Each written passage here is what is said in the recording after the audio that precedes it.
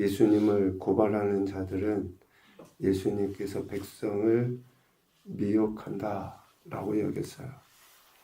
백성을 미혹하여서 특별히 가이사, 즉 세상의 왕이죠. 세상의 왕을 대적하는 존재라고 인식한 겁니다. 그런데 예수님은 세상의 왕을 대적하기 위해서 오신 것이 아니라 하나님의 뜻, 즉 잃어버린 자를 찾아 구원하시기 위해 오신 거예요. 그렇기 때문에 그들이 어떠한 이야기로 예수님을 고발한다 할지라도 결코 그들의 말에 대꾸하지 않습니다. 오히려 그들의 입에서 나오는 그 말들로 인해서 자신을 드러내 보이셔요. 22장 70절에서도 이야기하죠. 너희들이 내가 그라고 말하고 있느니라. 저들이 비방하고 또 저들이 고발하고 저들이 예수님을 신문하지만 그 이야기가 결국은 뭐예요? 예수님을 드러내는 증거일 뿐이라는 거예요. 23장 3절에서도 네 말이 옳다. 신문하는 빌라도의 그 말에 오히려 예수님은 네가 하는 그 말이 옳다. 예수님의 존재와 사역에 대해서 알지 못하기 때문에 예수님을 반대하기 위해서, 더 나아가서는 죽이기 위하여 자신들의 그런 종교적인, 정치적인 이익과 반하다는 것 때문에 예수님을 반대하고 죽이기 위하여 빌라도의 법정에 세웠던 것이죠. 그런데 빌라도가 아무리 신문을 해도 예수님에게서 죽일 만한 죄를 찾지 못한 거예요. 그래서 대신에 그냥 예수님을 때려 놓으려고 한 거죠. 그런데 예수님을 죽이기로 작정한 사람들은 어떻습니까? 더 큰 소리로 소리 지릅니다. 십자가에 못 박아야 한다. 빌라도는 예수님에게서 어떤 죄를 찾지 못하였음에도 불구하고 큰 소리로 재촉해서 십자가에 못 박기를 구하는 자들의 소리에 져버립니다.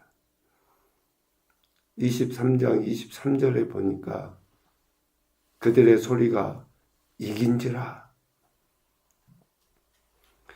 누가는 이런 표현을 쓰면서 어때요?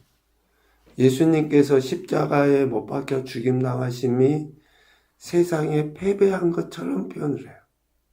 이기다. 그런데 이 패배한 것처럼 표현되어지지만 결국은 예수님의 이 십자가 죽임당하심이 완전한 승리라는 것을 이야기하고 싶은 거예요. 우리가 관계 안에서 내가 좀 손해를 보는 것 같고 내가 지는 것 같고, 그런데 우리가 예수님의 삶의 방식과 같이 사는 지는 것, 또 패배하는 것, 이것은 결국 뭐예요? 우리가 승리하는 거예요. 이기는 거예요. 우리가 예수님 안에서 낮아지는 것이 진짜 낮아지고 비천히 여김을 받는 게 아니라 진정 높아짐을 얻게 되는 길이라는 것을 의사 누가는 의도적으로 이 단어를 쓰면서 이야기하는 거예요. 예수님 믿는 우리가 왜 낮아져야 됩니까? 진정 높임을 받기 위해서 세상에서 한 자리 차지하고 그런 의미가 절대 아니죠. 빌라도는 큰 소리로 재촉하는 자들의 소리에 집니다. 그리고 그들이 구하는 대로 밀란과 살인으로 말미암아 옥에 갇힌 자 바라바를 놓아주고 예수님은 넘겨주어서 십자가에 못 박도록 하는 것이죠. 이때 등장한 사람이 구레네 사람 시몬입니다. 예수님께서 행하신 모든 일들, 또 그리고 당하시는 모든 일은 성경을 이루기 위함이죠. 즉 하나님 말씀을 이루기 위해서 예수님께서는 행하시는 거예요. 하나님의 뜻, 말씀을 이루기 위해 행하신 모든 일들에 도구로 쓰임받은 사람들이 등장하죠. 빌라도도 그렇고 다 그렇습니다. 오늘 구레네 사람 시몬도 마찬가지예요. 하나님의 뜻을 이루기 위한 도구로 쓰임받은 인물 가운데 그가 나오죠. 26절에 보면 구레네 사람 시몬을 붙들어 그에게 십자가를 지워 예수를 따르게 하더라 라고 이야기하고 있습니다. 하나님의 도구로 쓰임을 받는 이 시몬이 우리가 이렇게 하는 것처럼 자원해서 한 게 아니에요. 여기에서 붙들어 라는 그 단어는 단순히 요청받아서 또 권유에 의해서가 아니라 강제적으로 붙들렸다 그런 의미거든요. 강제적으로 붙잡혔어요. 강제적으로 붙잡혀서 그가 예수님의 십자가를 지게 된 거죠. 어쩌면 억지로예요. 예수님의 제자들도 다 무서워서 뿔뿔이 흩어지고 도망갔는데 시몬 역시 그런 소식을 듣고 가까이 가기 싫었겠죠. 그런데 붙들려서 할 수 없이 십자가를 지게 된 거예요. 그리고 예수를 따르게 됩니다. 여기에서 따르게 그 단어는 뒤에서 쫓아가다 그런 의미예요. 뒤에서 쫓아가다. 그러니까 예수님이 앞서 가시고 저는 예수님의 십자가를 지고 따라가는 거예요. 마치 우리가 그런 영상 같은 거 보잖아요. 누군가가 처음 밟아놓은 그 발자국 거기를 밟고 가는 거예요. 그런 의미예요. 따라가다는 것은. 그냥 옆에서 비껴가지고 따라가는 게 아니라 그 걸음 한 걸음 한 걸음 이렇게 그 발자국을 밟고 따라가는 거예요. 우리가 예수님을 따를 때 매우 중요한 자세가 이 따름이에요. 예수님이 걸어가는 그 길을 그대로 따라가는 거예요. 거기에는 나의 경험도 필요 없어요. 지식도 필요 없고 감정도 필요 없어요. 왜? 예수님이 가신 대로 가면 되니까. 우리가 내가 가고 싶은 대로가 아니라 그러려면 어떻게 걸어가야 될까요? 멀리 떨어져서는 따라갈 수가 없어요. 바짝 붙어서 그렇게 따라가는. 참 구레네 사람 시몬은 자신의 의지와도 상관없이 해골 골고다를 향해 걸어가시는 예수님의 그 길을, 그것도 예수님의 십자가를 짊어지고 뒤따라가게 된 거예요. 역사학자들이 그 위에 억지로 십자가를 진 구레네 시몬의 집안이 어찌됐다 이런 이야기 많이 하잖아요. 그것은 그대로 받아들이세요.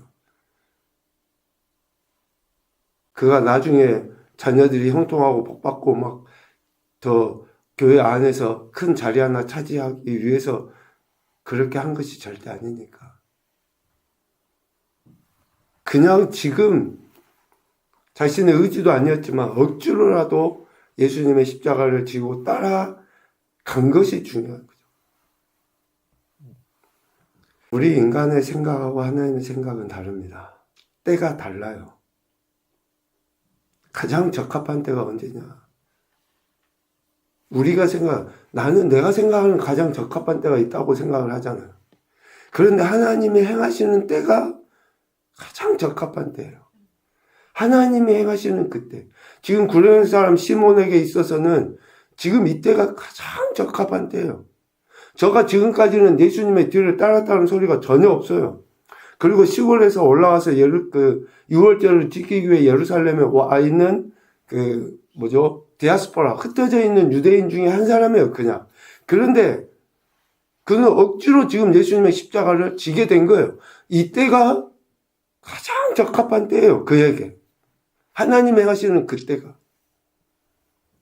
우리는 기도도 그렇게 해요. 하나님, 내 상황, 환경, 형편 속에 가장 적합한 은혜를 주 적합한 때를. 내가 아니라 하나님이 하시는 그때가 가장 적합한 때인 거죠. 고레네 사람 시몬이 붙들려 예수님의 십자가를 지고 예수님을 따르게 된 그때, 결코 우연이 아니라 하나님께서 정하신 그때, 즉 예수님의 가시는 그 길에 가장 필요한 순간, 가장 필요한 사람이 누구였어요? 고레네 사람 시몬이었어요. 그러면 우리가 하나님의 가장 적합한 때에 내게 주실 은혜를 소망하며 우리는 그 자리에 있어야죠. 큰 그림으로 봐보십시오. 구레네 사람 시몬이 예수님께서 십자가 지고 가시는 그 길에 있지 않았으면 어떻게 그가 붙들립니까? 어떻게 그가 예수님을 따를 수 있어요? 그 자리에 있어야죠. 그 공간에 있어야죠. 그 시간에 있어야죠. 1년 52주 우리가 주일 예배를 드리니까 항상 똑같은 것 같죠? 절대 그렇잖아요. 똑같이 항상 어쩌면 은혜가 있을 것 같고, 내가 언제 가도 은혜를 받을 수 있을 것 같고, 그때 그 자리에 있어야죠. 그때 그 자리에 있지 않는데 어떻게 우리가 하나님의 가장 적합한 은혜를 경험할 수 있습니까? 그래서 몇 차례 이야기하지만 구원은 정말 값없이 우리에게 주어져요.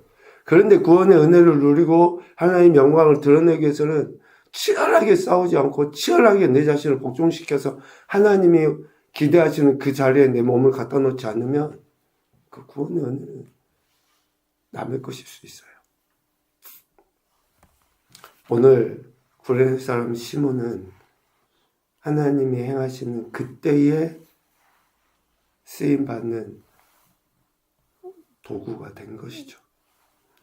이렇게 십자가를 지고 예수님은 해골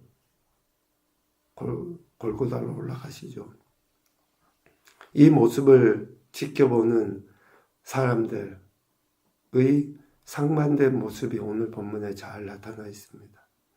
27절에 보면 또 백성과 및 그를 위하여 가슴을 치며 슬피 우는 여자의 큰 무리가 있었다라고 이야기해요. 그런데 가슴을 치며 슬피 우는 백성과 여자들, 이 무리들의 슬픔이, 애통함이 오늘 28절, 29절, 30절 말씀을 주님이 하신 내용을 통해서 보면 좀 예수님이, 그러니까 아직도 이 무리들은 예수님이 그러니까 붙잡혀서 십자가에 못 박혀 죽임당하시기 위해 가시는 그 모습이 어떤 영적인 구원을 위함으로 받아들이기보다는 그냥 자기들하고 동일한 비천의 여김을 받고 천시 여김을 받는 자신들의 그 존재를 대변하는 것과 같은 그러한 그 모습으로 여긴 거예요. 그런 안타까움으로. 그래서 예수님은 분명하게 말씀하십니다. 예루살렘의 딸들아, 나를 위하여 울지 말고 너희와 너희 자녀를 울라 하면서 보라, 날이 이르면, 그러니까 마지막 그 심판의 때에 그 심판의 극심함으로 인해서 힘들 때 하나님께 호소할 것을 준비하라 라는 그런 메시지로 그 힘든 와중에도 예수님은 이런 말씀으로 자신을 위해 우는 자들을 권면하십니다. 지금 예수님께서 당하시는 것은 단순히 육체적으로 참 안타깝다 이런 차원의 것이 아니라는 거예요. 결국은 예수님이 이렇게 죽으시는 것은 완전한 심판의 주로 오실 것이고, 그 심판의 주로 오실 때에 그때를 준비하라 라고 가르치신 거죠. 그리고 또 다른 이들은 예수님을 비웃고 희롱하고 비방하는 무리들이 있어요. 예수님께서 십자가에 달리셨을 때 두 행악자가 같이 함께 있었죠. 그 가운데 한 사람은 어떻습니까? 39절에 보니까 네가 그리스도가 아니냐? 너와 우리를 구원하라 하고 비방해요. 그리고 관리들은 어떻습니까? 35절에 보면 저가 남을 구원하였으니 만일 하나님이 택하신 자 그리스도이면 자신도 구원할지어다 하고 비웃어요.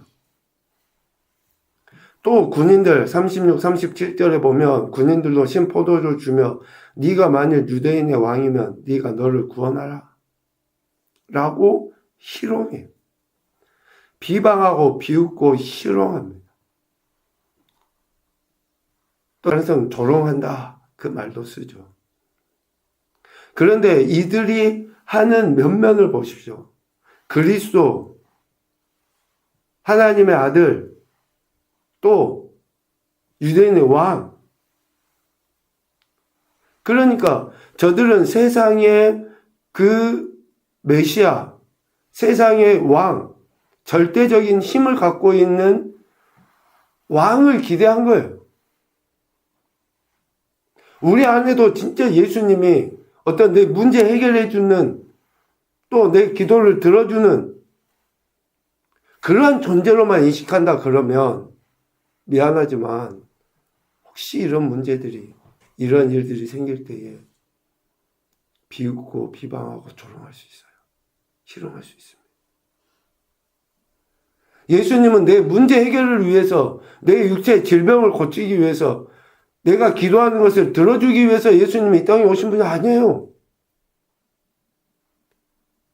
내가 뭔가 구하면 즉각 들어주는 그러한 존재로 이 땅에 오신 게 아니라고요. 진정한 메시아, 그리스도, 진정한 왕으로 오셨음에도 불구하고 저들은 알지 못하니 그렇게 그런 말들로 비방하고 비웃고 희롱한 거죠. 하나님의 뜻하심을 알지 못한 인생들의 모습입니다.